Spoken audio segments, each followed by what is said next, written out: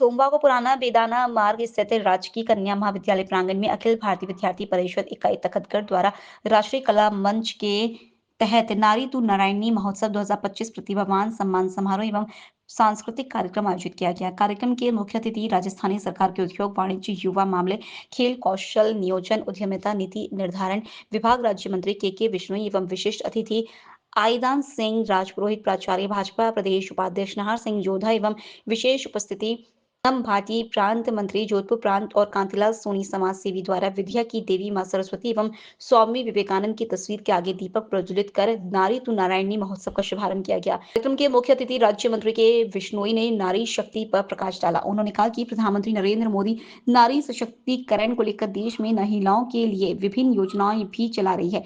अतिथियों ने माहौल को नारी के जीवन व बलिदान पर केंद्रित किया।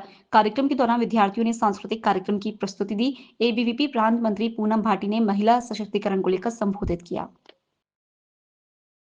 जी ने तीसरी बार देश की जो प्रधानमंत्री की रूप में बागडोर संभाल रखी है और उन्होंने देश को एक अलग दिशा देने का जो एक काम, जो एक बीड़ा उठाया है, देश को एक नई दिशा के अंदर ले जाने का जो कार्य दिन और रात वो कर रहे हैं, आप और हम सब जानते भी हैं। लेकिन फिर भी सदैव उनकी चर्चाएं, उन बिंदुओं के ऊपर अपने को विचार विमर्श चर्चाएं, जब भी अपने को ऐसे मंच मिले तब अपने को उन बातों को दोहराना चाहिए।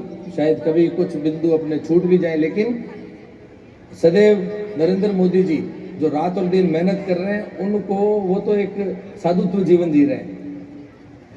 वो अपने लिए कुछ भी नहीं कर रहे। वो आने वाले समय में जो मेरे सामने बैठा है, ये जो देश का भविष्य है, पहले एक जातिवाद का, तुष्टीकरण का, हर तरीके के जो कुप्रथाएं जो देश के अंदर एक माहौल बना हुआ था, उन सब को खत्म करते हुए उन्होंने हर चीज को पीछे छोड़ करके 4 वर्गों के अंदर अपने को एक नया नाम दे दिया, ज्ञान का।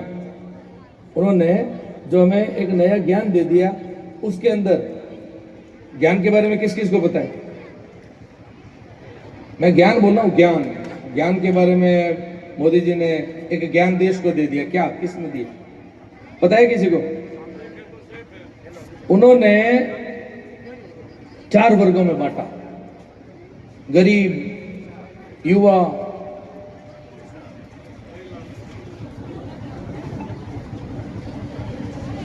किसी को संज्ञान में आ रही है बात? उन्होंने गरीब, किसान, महिला, युवा, 4 वर्गों के अंदर देश को, अपने को एक नई दिशा, नई सोच उन्होंने अपने को दी है। उन्होंने एक महत्वपूर्ण विषय जो आज 25% में बांट दिया आपको, कितना बड़ा आपको परसेंट दे दिया। हर जगह आपके लिए देश में, प्रदेश में अलग अलग बहुत बड़े कदम उठाए जा रहे हैं आपके लिए। आगे आने वाले समय में जो एक समय था, एक कालखंड था, अभी मैं जिक्र सुन रहा था मेरे से, राजनीति में भी जगह जगह आरक्षण की व्यवस्था की है, तो सरकारी सेवाओं से लगा करके सामाजिक क्षेत्र में भी महिलाओं की भूमिका और उनकी ताकत को हम सब जानते हैं। अभी समय और वातावरण भले ही बीच में लंबे समय तक देश में ऐसी अनुकूलता नहीं रही होगी कि महिलाओं को जो महत्व मिलना था वो नहीं मिला, लेकिन आज देश का नेतृत्व, प्रदेश का नेतृत्व ये चाहता है कि 2047 में भारत दुनिया का सबसे बड़ा शक्तिशाली महाशक्ति बने, और उस लक्ष्य को प्राप्त करने में केवल पुरुष नहीं तो महिलाओं की बराबर भूमिका रहेगी, बराबर सहयोग मिलेगा, तो ही हम उस लक्ष्य को प्राप्त कर पाएंगे। मैं इस अवसर पर ज्यादा नहीं कहते हुए, इस राजस्थान की जो परंपरा रही है, भक्ति के क्षेत्र में मीराबाई का नाम हो या अन्य क्षेत्र में पूरे देश में भी रहो, मैं एक बात और कहना चाहूंगा। यहाँ बहनें बैठी हैं इसलिए कि बहनों की भूमिका पुरुषों को आगे बढ़ाने में भी रहती है, तो देश को आगे बढ़ाने में भी रहती है। आज देश का खजाना भी सीता रमैया के पास में, हमारी जो वित्त मंत्री है उनके पास में माननीय नरेंद्र मोदी जी ने दे रखा है।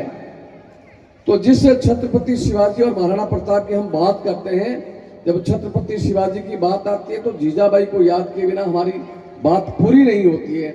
मैं समझता हूं कि आने वाले समय में इन्हीं में से आगे बढ़ कर के और समाज और देश के हर क्षेत्र में महिला आगे बढ़े। मेरी ओर से इस अवसर पर आप सभी को बहुत बहुत शुभकामनाएं। भारत माता की जय। तो सबने ही सुना होगा, लेकिन मैं इस मंच के माध्यम से आप सभी से कहना चाहती हूँ कि महिला कोई अबला नहीं है, महिला कोई अबला नहीं है। इस देश के इतिहास में हम अगर झांके, इस गौरवशाली इतिहास में जितना पुरुषों ने योगदान दिया है, उतना ही योगदान महिलाओं का भी है। यह हम अनेकों उदाहरणों से समझ सकते हैं। आप याद करें छत्रपति शिवाजी के बलिदान को। छत्रपति शिवाजी महाराज की मां जीजाबाई, जिनका अभी उल्लेख नाहर सिंह जी साहब ने किया था, छत्रपति शिवाजी की मां जीजाबाई अगर स्वराज की प्रेरणा को लेकर शिवाजी महाराज को प्रेरित नहीं करती, तो क्या वास्तव में शिवाजी महाराज लड़ पाते अपने स्वराज के लिए? इसीलिए मां जीजाबाई को बिना शिवाजी का ये स्वराज्य कभी पूरा नहीं होता। तो हमें ये भी ध्यान रखना चाहिए कि शिवाजी महाराज के साथ साथ उनका तो हम इतिहास पढ़ते ही है, जीवनी पढ़ते ही है, लेकिन सबसे महत्वपूर्ण है उनकी माता श्री, जिन्होंने उन्हें प्रेरित किया। उनके जीवन को हम पढ़े, उनसे हम प्रेरणा लें कि वास्तव में वो कैसी शक्ति थी, जिन्होंने ऐसे महापुरुष को जन्म दिया।